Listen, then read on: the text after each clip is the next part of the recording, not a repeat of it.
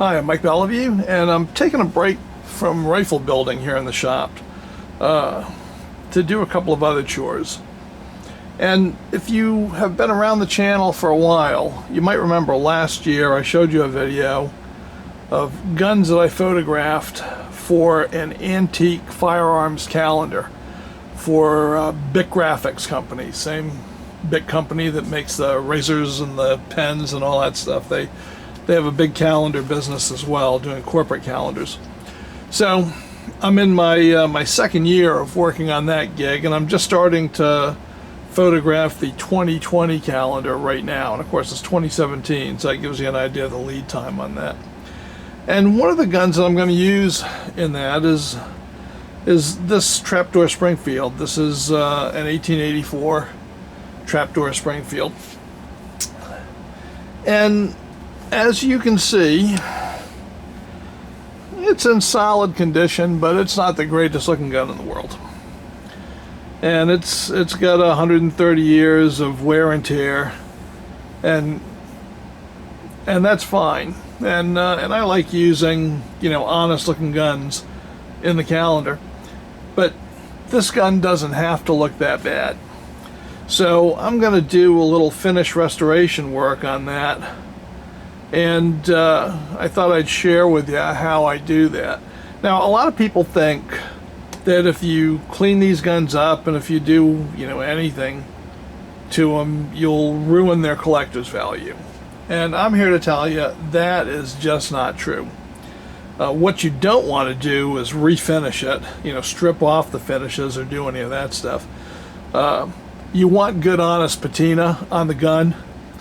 But there's a difference between good, honest patina and looking like a creosote-soaked railroad tie, right? A gun doesn't need to look like that to have good, honest patina on it. This gun is going to look good when it's cleaned up, and it's still going to look like a 130-year-old gun. It is not going to look like this, which is a modern reproduction with pristine wood and that sort of thing. It's not going to look like that at all. It is going to continue to look like what it is, a 130-year-old gun.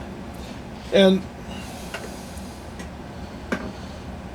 I'm not going to say you couldn't ruin a gun. You can, particularly if you refinish it and sand it, because that's when you really start changing things. But we're not going to refinish this. What we're going to do is clean it. And I'm just going to show you. I started just as a test area on this side of the buttstock. So if you look at the difference between up here and back here, what you're seeing back here is just good, honest walnut with all of that oily, gritty grime just washed off of it. And I'm going to show you exactly how to do that. And the first thing to do is disassemble a gun. So that's what I'm going to do. Alright, now I've got the gun apart, and the cleaning procedure is really simple. I'm going to use lacquer thinner, and I'm just going to put it on a clean cloth, and then I'm gently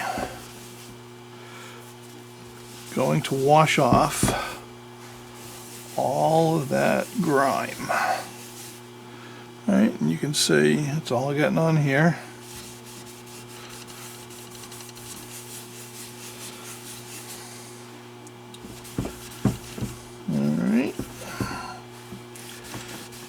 You can see that we're starting to see more of a wood color instead of all of that black.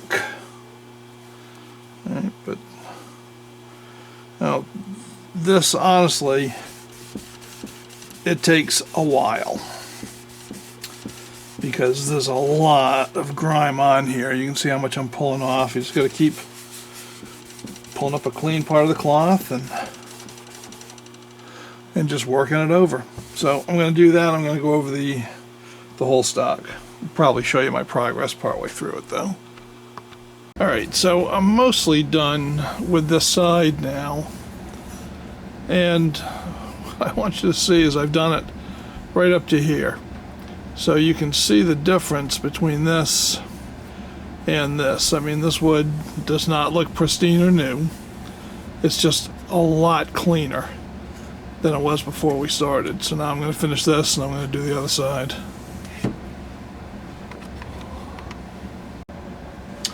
Well, I've got the entire stock now washed down with the lacquer thinner.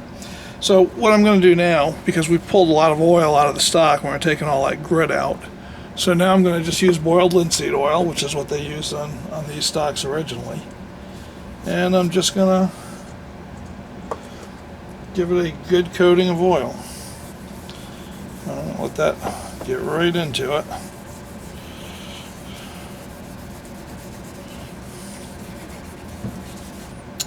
Alright, I'm gonna put this aside now to dry. I'm gonna let the stock suck up as much of this oil as it can, and then I'll just hand rub it out.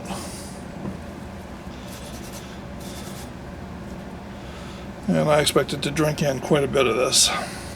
Well, while that stock is drying out for a day or two, I'm gonna go back to the lacquer thinner, and I'm gonna work over the metal, cleaning that off. I'm going to do the same thing, except instead of using a cloth, I'm going to use 4-0 steel wool.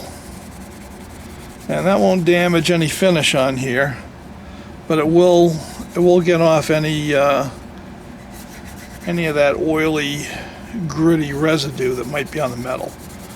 And it's just going to make it clean. And that's all I'm looking to do with this, is just make it clean. No changes to anything. So I'm going to go over all the metal with this, put it aside, and then when the stock's ready, we can put everything back together.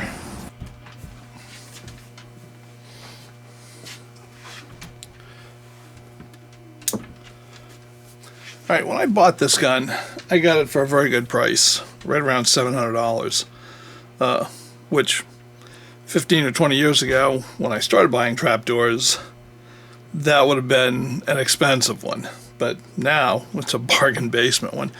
But the reason I got it for a good price is because it had 3 issues.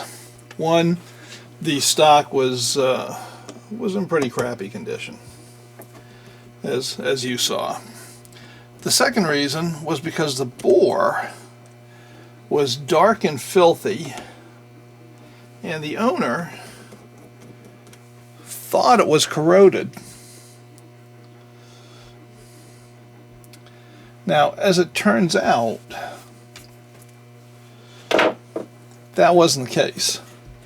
When I cleaned the bore up, it cleaned up beautifully, and it's actually bright and shiny, and it's got very strong rifling. So that is in excellent shape.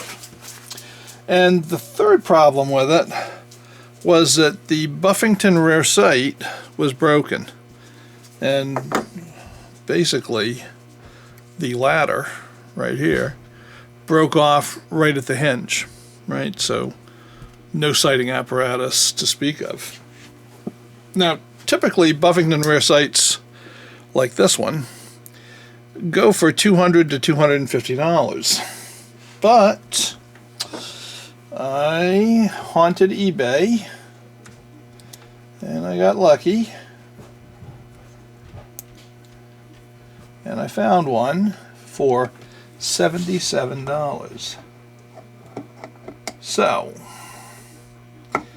that means, oh, come on, baby, gotta find the hole here.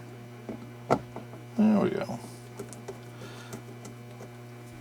That means basically the cost of restoration on this gun has been about $80.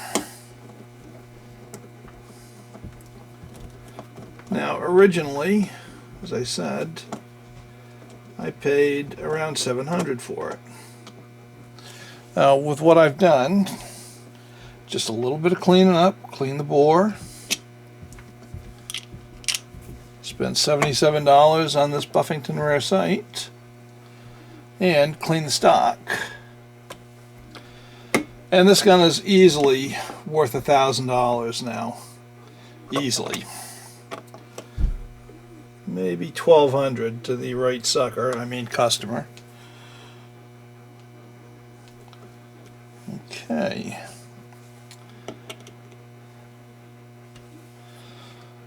So, there we go. Buffington rear sight back on, and basically back in business. Time to reassemble again. And in case you're wondering, I'm going to hold on to this broken Buffington sight.